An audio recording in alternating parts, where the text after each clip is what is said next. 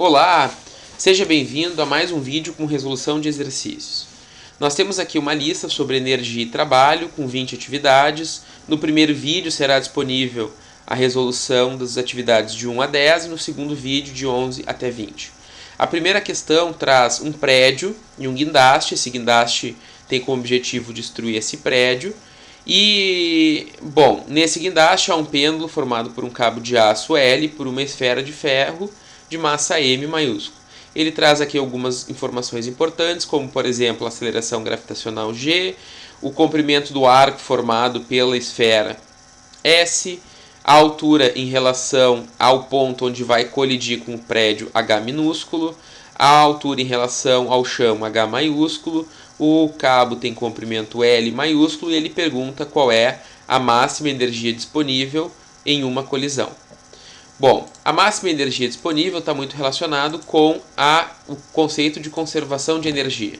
Então, se a energia se conservar, toda a energia potencial gravitacional deste ponto será convertida em energia cinética.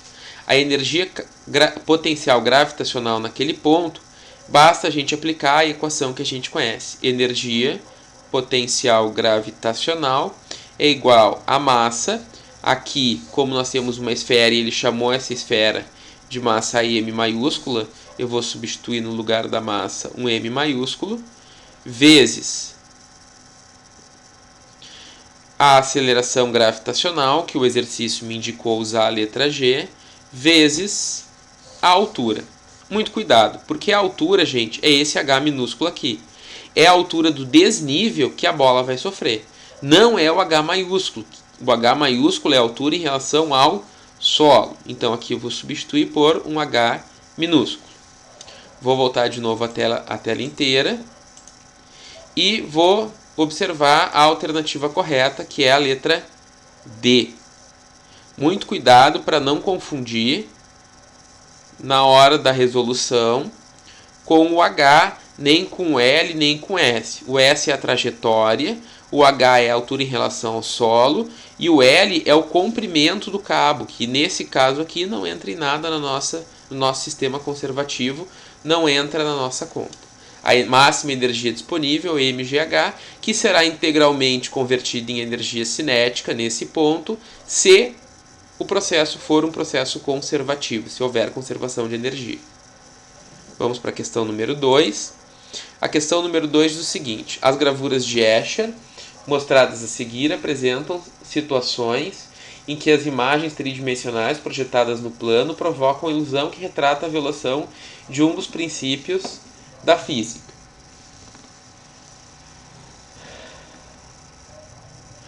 Quanto aos sentidos produzidos pelas gravuras, qual é o princípio físico violado e qual noção que eles nos traduzem? De novo, eu vou ampliar um pouco a imagem, tá? Para a gente poder observar, mas provavelmente você deve ter a lista em mãos, consegue observar melhor a figura. Vamos olhar para a primeira figura, ok? Na primeira figura, o que a gente consegue observar? Vou pegar aqui a minha caneta, vou circular a seguinte ideia. Nós conseguimos observar que o princípio da circularidade está presente. E o que seria o princípio da circularidade? Seria o modo de se mover continuamente, voltando sempre ao ponto inicial. Então, se nós começarmos o movimento nesse ponto, mesmo se movendo constantemente, nós estamos sempre voltando ao ponto inicial. Esse princípio é chamado de princípio da circularidade. Nós podemos observar também aqui na figura de baixo que a água escorre, tá, por esse duto, cai, ok? Ou seja, transformando a sua energia potencial gravitacional em energia cinética, e isso aqui se forma num princípio circular também, em que o ponto inicial e o ponto final, o ponto inicial ele sempre volta a ser ponto final, num princípio circular, ou seja, mostrando claramente que existe a quebra do princípio de conservação de energia, ok? As outras alternativas, se a gente for analisar, elas em alguma forma trazem algum problema. Por exemplo, paralelismo não tem nada a ver com circularidade, então nem pensar. Ambiguidade, mesma coisa. E outra, esse aqui não é o princípio da inércia. O princípio da inércia, estudado pelas leis de Newton, está ligado a outro fenômeno e não a esse indicado na figura. Aqui, conservação de energia mecânica correto, ele viola o princípio da conservação de energia mecânica, mas o paralelismo está incorreto, ok? Na letra E, a mesma coisa, conservação de quantidade de movimento, não está ligado à imagem, conservação de quantidade de movimento está ligado a colisões, e o princípio da circularidade sim estaria correto, mas não tem nada a ver com violar o princípio da conservação da quantidade de movimento. Então, alternativa correta, letra C, conservação da energia mecânica e circularidade. Questão número 3 é uma questão da ACAF, que diz o seguinte: em um curso de segurança de trânsito, deseja-se mostrar a relação entre o aumento de velocidade de um carro e a energia associada ao mesmo. Considere um carro acelerado do repouso até 72 km por hora, gastando uma energia 1. Então, essa energia 1 a gente já consegue calcular, tá? Pelo trabalho realizado para esse carro ser acelerado. Então, eu vou pegar aqui e vou calcular o E1, ok? O E1 vai ser o trabalho realizado para acelerar esse carro. O trabalho realizado, todo mundo sabe, que é a variação de energia cinética, ou seja, massa vezes velocidade final ao quadrado dividido por 2, menos massa vezes velocidade inicial ao quadrado dividido por 2, ok? Nesse caso aqui, todo esse termo é zero, por quê? Muito simples. Ele parte do repouso. Repouso indica velocidade inicial igual a zero. Então, o trabalho vai ser dado pela massa do automóvel, que eu não conheço, eu vou manter um m minúsculo, ok? Porque o meu objetivo final não é calcular a massa do automóvel. Não é calcular o trabalho do automóvel, e sim ver quantas vezes um é maior do que o outro, ok? A velocidade final ao quadrado, eu vou substituir aqui os 20 metros por segundo dado no enunciado. 20 metros por segundo ao quadrado dividido por 2. Então, o trabalho para esse automóvel sair do repouso e chegar a 72 km por hora, ou 20 metros por segundo, vai ser de m vezes 20 ao quadrado é de conhecimento, que é 400, dividido por 2, ok? Esse aqui é o trabalho E1, que nada mais é do que o trabalho para chegar até 20 metros por segundo. Alguém poderia me perguntar assim: professor, mas nós não chegamos num resultado, num número. Tudo bem, mas o nosso objetivo não é chegar num número, é descobrir quantas vezes um é maior do que o outro. Vou botar aqui uma divisão, ok? E vou calcular o E2. O E2, vou engrossar a nossa caneta. O E2 vai ser calculado da seguinte forma: o trabalho para sairmos de 20 metros por segundo e chegarmos a 40 metros por segundo. Então, o trabalho, da mesma forma que nós fizemos antes, vai ser massa vezes velocidade final ao quadrado dividido por 2, menos massa vezes velocidade inicial ao quadrado dividido por 2. O trabalho, então, para sair de 20 metros por segundo até 40 metros por segundo, vai ser dado por massa do automóvel, não conheço, vou manter o m, velocidade final ao quadrado, 40 ao quadrado, dividido por 2, menos massa do automóvel, não conheço, velocidade inicial ao quadrado, dividido por 2. O trabalho vai ser igual a 40 ao quadrado, 1.600 m sobre 2, menos 20 ao quadrado, 400 m sobre 2. Bom, resolvendo essa continha de subtração, eu vou chegar que o trabalho para ir de 20 metros por segundo para 40 metros por segundo vai ser igual a 1.200 m dividido por 2. E agora, a pergunta que a gente tem que se fazer é: quantas vezes este número aqui é maior do que esse? Ok? Ou que número que eu tenho que multiplicar o 400 para chegar no 1.200? Fazendo uma rápida divisão, 1.200 dividido por 400 é 3. Ou seja, a energia em 2, desculpa, ela é 3 vezes maior do que a energia em 1. Ou seja, a resposta correta, letra D de dado. Vamos para a questão número 4. A questão número 4 diz o seguinte: na figura abaixo, um bloco de massa M, inicialmente em repouso, é solto a partir do ponto A, seguindo um caminho ABC, delimitado por um trilho no qual existe atrito. Então essa informação aqui, bastante importante, vamos circular. Entre as superfícies, o ponto A e o ponto C estão no mesmo nível.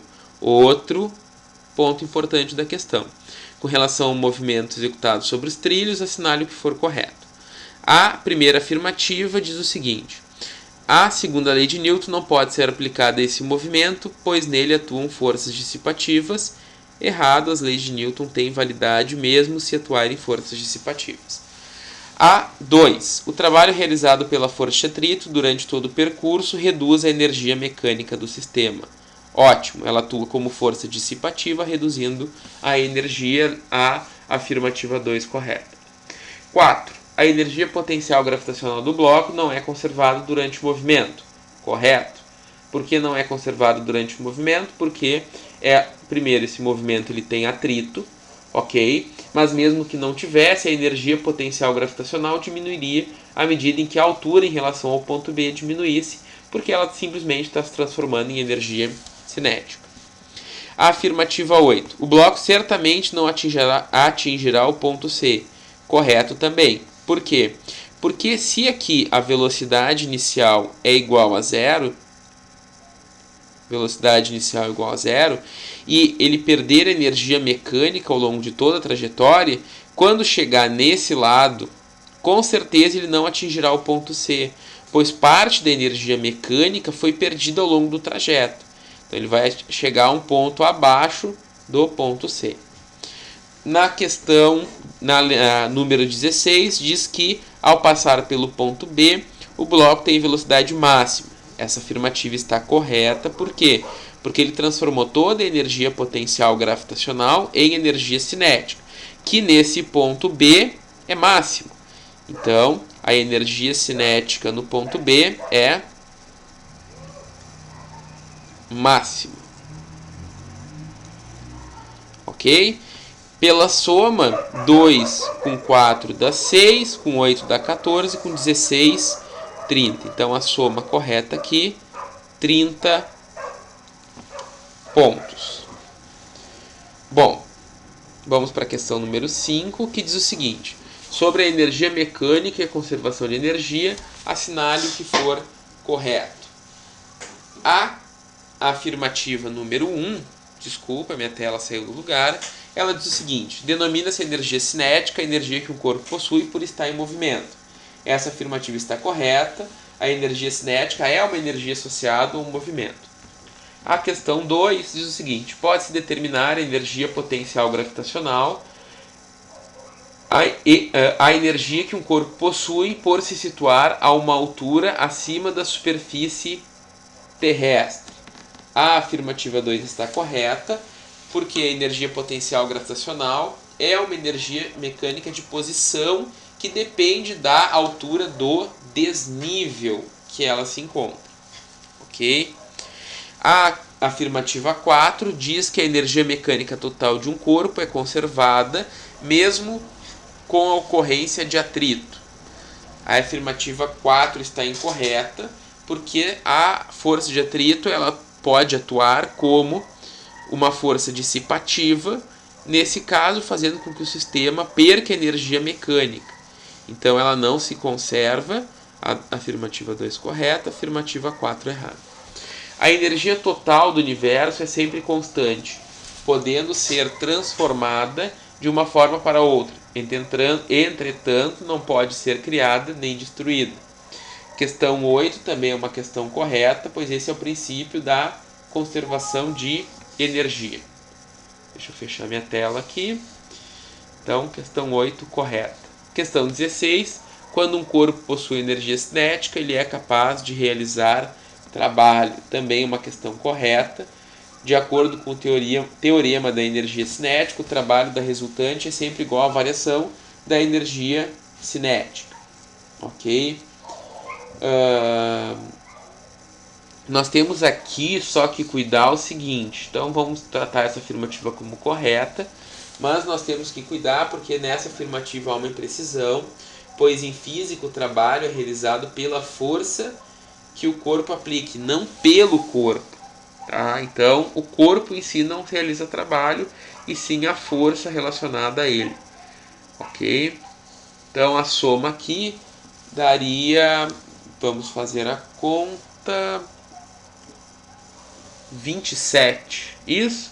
16 com 8, 24, 26, 27. Então, 27 pontos. Questão número 7. O Atlantis realizou a última missão espacial, levando 4 astronautas à Estação Espacial Internacional.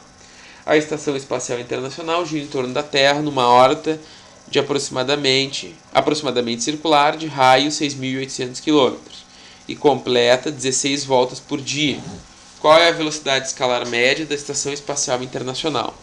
Bom, gente, velocidade escalar média está relacionado com a distância que ela vai percorrer ao longo do dia, tá? São 16 voltas por dia, então essa quantidade de volta está ligado com uma distância. Se nós lembrarmos, tá, para calcular a distância percorrida numa circunferência, essa distância é chamada de perímetro, ok?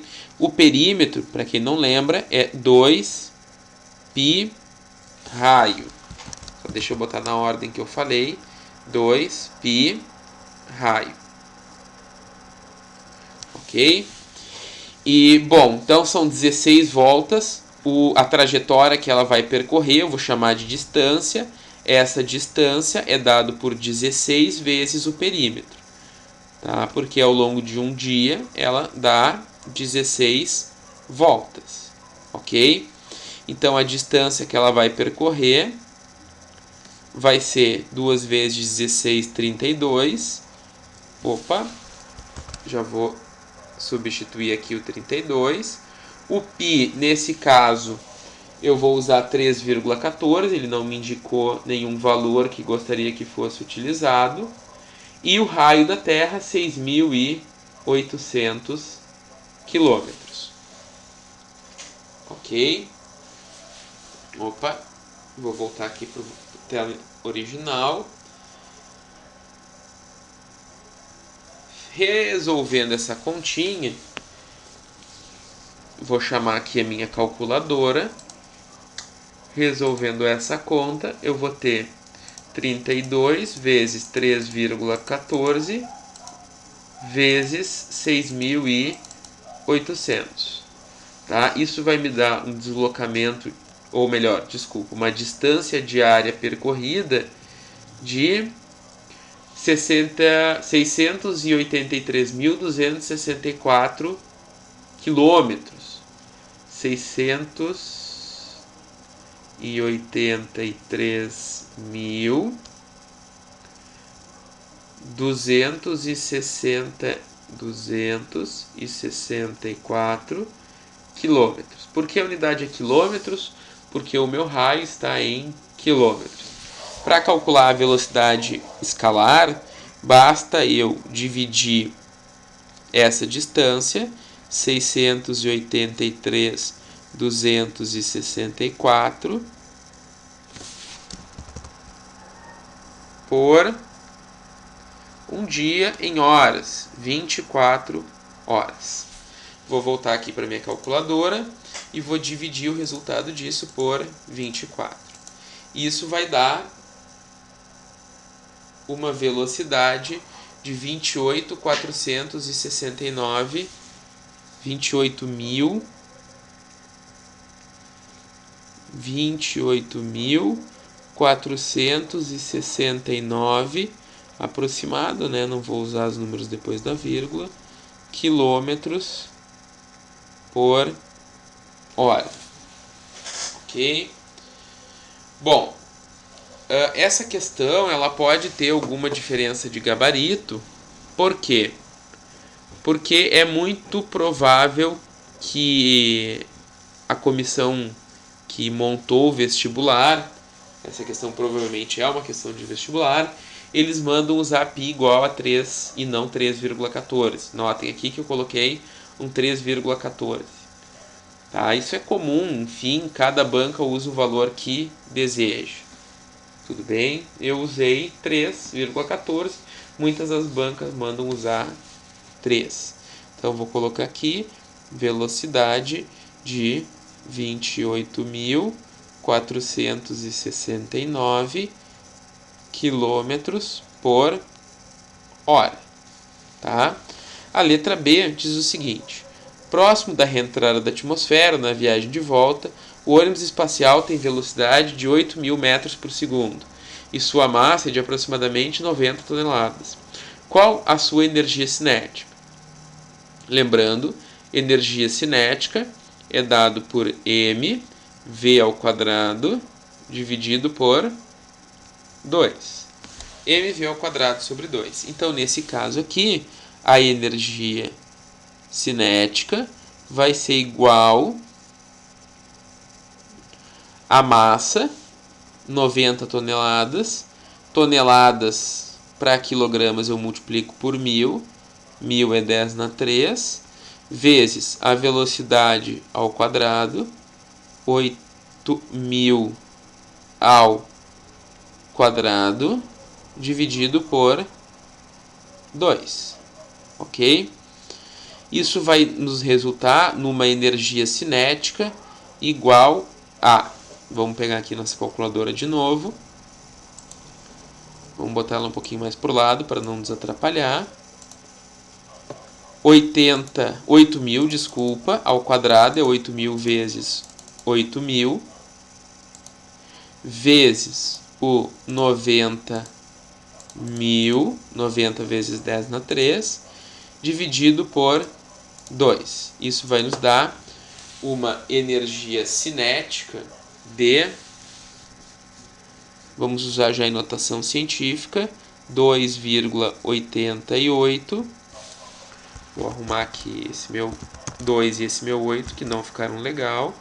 2,88 vezes 10 elevado na... Vamos dar uma olhadinha aqui na nossa calculadora. 1, 2, 3, 4, 5, 6, 7, 8, 9, 10, 11, 12. 2,88 vezes 10 na 12 joules. Então, aqui está respondido a letra B. Ok, vamos dividir essa nossa tela aqui. 2,88 vezes 10 na 12 joules. Questão número 8. O mesmo corpo foi lançado 4 vezes do solo para atingir o alvo.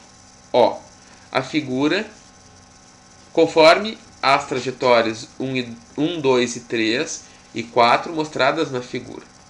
Tá? Essa questão, eu quando recebi, achei ela realmente muito estranha.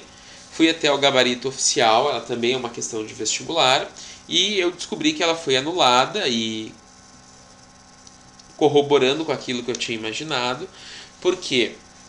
Porque para ter o mesmo alcance, só se consegue isso com no máximo 2 ângulos de lançamento.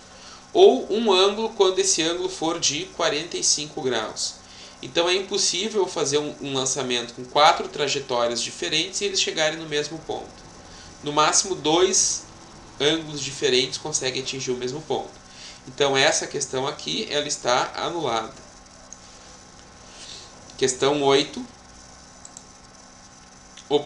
Questão 9. A constituição do osso é de 70% mineral hidroxoapatita e 20% de fibra proteica. A tíbia é o osso mais vulnerável da perna, sofrendo uma deformação elástica de 1 milímetro, quando submetido a uma força de 5.000 newtons. Então, a gente, retomando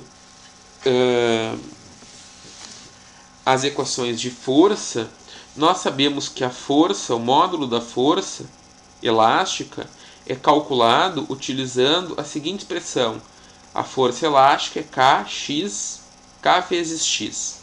Ok? Nesse caso aqui ele nos fornece a força que a tíbia sofre, 5.000 newtons. 5.000 é 5 vezes 10 na 3. Ok? O K da tíbia eu vou descobrir, que é a constante elástica, para ver o quanto de força eu preciso fazer para deformar a tíbia. Ok? O K é uma constante que está ligado ao meio elástico. Ok? A unidade dele é Newton por metro, então quanta força eu preciso fazer para deformar em 1 metro. Nesse caso aqui, a nossa tíbia. O X é 1 milímetro, que transformado em metro fica 10 na menos 3. Ok? Bom, o que eu vou fazer agora? Eu vou passar esse 10 na menos 3 dividindo. Então, 5 vezes 10 na 3, dividido por 10 na menos 3, é igual a K. Ok? 5 vezes 10 na 3 dividido por 10 na menos 3 vai nos dar uma constante elástica de 5 vezes 10 na menos 6 Newton por metro. Opa, desculpa, temos um erro aqui. 5 vezes 10 na 6, positivo, Newton por metro. Ou seja, se eu tivesse um meio elástico, tá, com constante igual da tíbia, eu quisesse deformar em 1 metro, eu precisaria aplicar 5 vezes 10 na 6 newtons de força. Óbvio que a tíbia eu não consigo distender ou comprimir ela em 1 metro por uma questão muito óbvia. A tíbia nem tem 1 metro. Ok? E com certeza uma distensão tão grande romperia a tíbia. E, enfim, tá? É a constante elástica da tíbia. Agora eu penso o seguinte: eu tenho uma criança de 400 newtons e ela salta de um degrau de 40 centímetros de altura. E quando ela aterriza com a perna esticada, ou seja, toda essa energia vai ser convertida em energia elástica absorvida pela tíbia. Num sistema conservativo, a energia potencial gravitacional será convertida integralmente em energia potencial elástica. A energia potencial gravitacional é dada por m vezes g vezes h. E a energia potencial elástica é dada por k x ao quadrado dividido por 2. A massa do menino não foi dada, mas foi dado a força peso, e todo mundo sabe que peso é massa vezes gravidade. Então, no lugar do m e do g, eu já vou colocar o 400 newtons aqui. A altura é 40 centímetros, 0,4 metros. Ok? Lembrando que um degrau de 40 centímetros de altura é um degrau bem robusto. Um degrau residencial normalmente tem um valor bem menor do que esse. O K a gente calculou, 5 vezes 10 na 6. O X ao quadrado eu vou deixar, porque é o que eu preciso descobrir, é o X. dividido por 2. 0,4 multiplicado por 400 dá 160 e esse 2 passa para lá multiplicando. Eu vou baixar um pouco a tela para abrir um pouco mais de espaço. Aqui eu tenho então 400 vezes 0,4, 160. Esse 2 passa para o outro lado multiplicando, igual esse 5 vezes 10 na 6, eu já vou passar para o lado esquerdo dividindo. 5 vezes 10 na 6. Ok? Isso é igual a x ao quadrado. Bom, vou criar um espaço novo aqui para a gente poder terminar a nossa resolução. Deixa eu fazer uma linha bonitinha, mais retinha. E vamos resolver essa continha. 160 vezes 2, 300 e... Opa! Deixa eu voltar a pegar uma linha mais grossa. 320. 320 dividido por 5 vezes 10 na 6, igual a x quadrado. Ok? 360 dividido por 5 dá... Vamos pegar a nossa calculadora. Vamos limpar. 320 dividido por 5. 64. 64. O 10 na 6 que está dividindo passa para cima, invertendo o sinal do expoente. Passa a ser 10 na menos 6.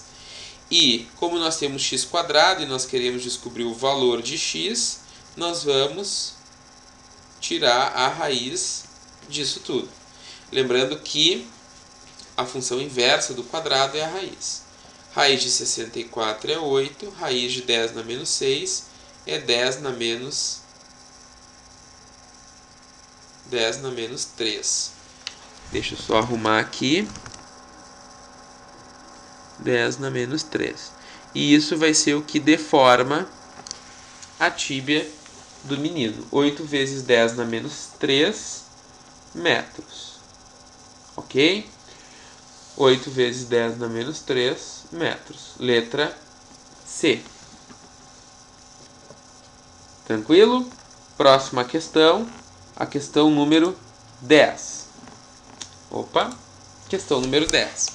Que diz o seguinte: uma partícula com massa de 200 gramas é abandonada a partir do repouso no ponto A da figura. Desprezando o atrito e a resistência do ar, pode-se afirmar que as velocidades nos pontos B e C são respectivamente... Bom, primeiro, gente, eu vou calcular no ponto B. Tudo bem? No ponto B, eu vou adotar como eixo de referência sempre o solo.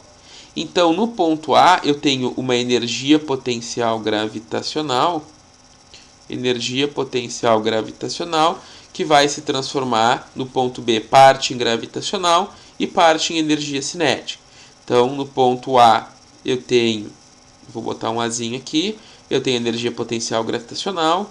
No ponto B, eu vou ter energia potencial gravitacional e energia cinética. Ok?